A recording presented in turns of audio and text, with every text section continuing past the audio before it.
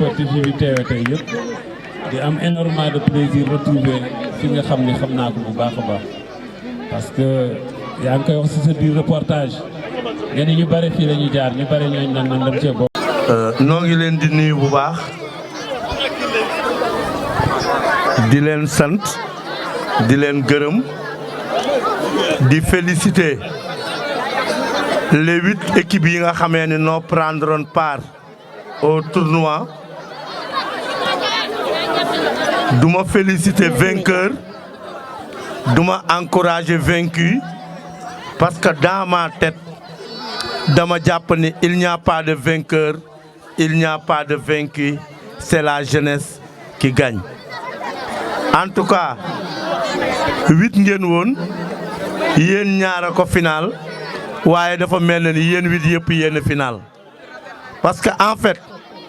l'objectif de ce tournoi du woon génne vainqueur wala vaincu, c'était vous permettre au moins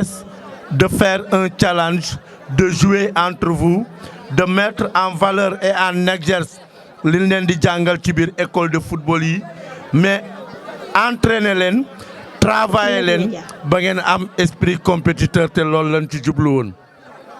En tout cas damay profiter ci occasion bi remercier les encadreurs des écoles de football, mais rendre un hommage solennel à un homme qui a été au début et qui est toujours là dans le cadre de la création des écoles de football. Parce que grand cheikh mi taxaw lu nu boole ci tournoi école de football, c'est des tournois yoo xamee ni ay joueurs yu mel na Pape Aline Koulibaly si leen daan jouer, ay joueurs yu mel na Mass,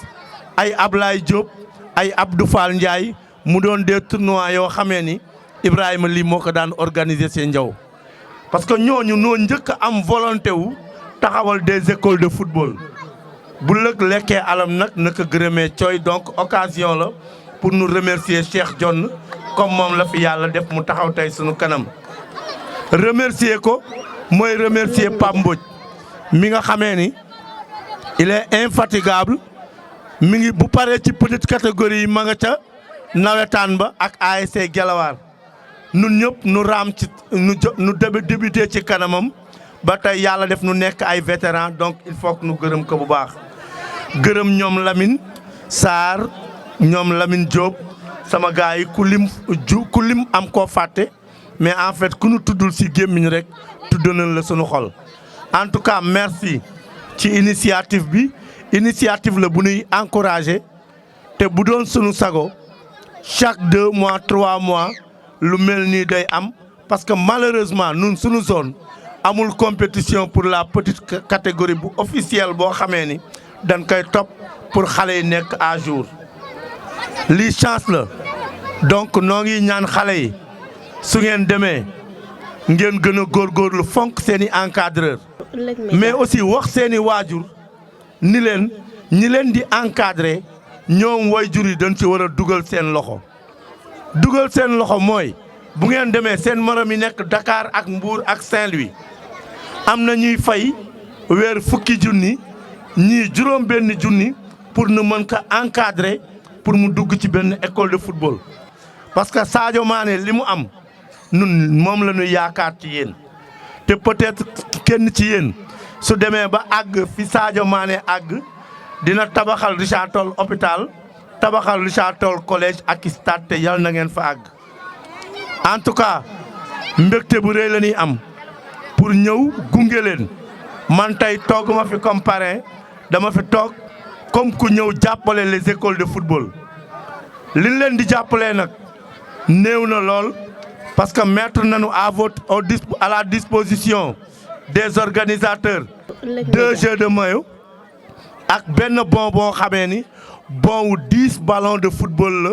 yoo xamee ni dès mercredi mën nañ ko jëli ci fournisseur bi mu di Pape Dia. donc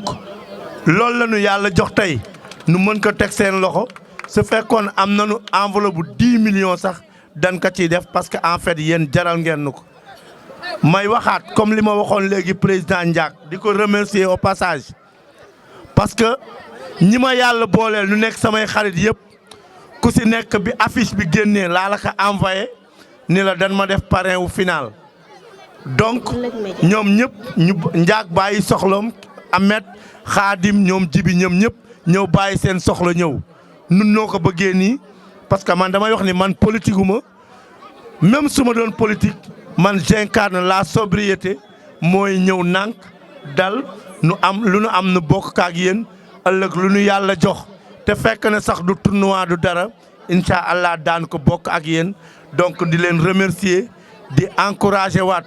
les initiateurs des écoles de football di renouveler waat benn contrat de fidélité sama diggante ak yéen en tout cas tant que maa ngi dund yàlla mi ngi def su ma nekkoon Kilikora wala ma nekk feneen sax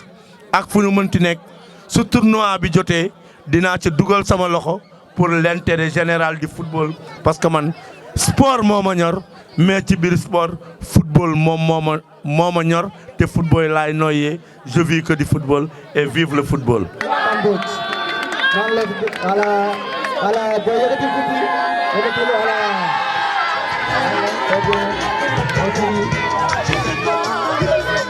Merci ñu ngi remercier ñëpp ñu ngi gërëm ñëpp.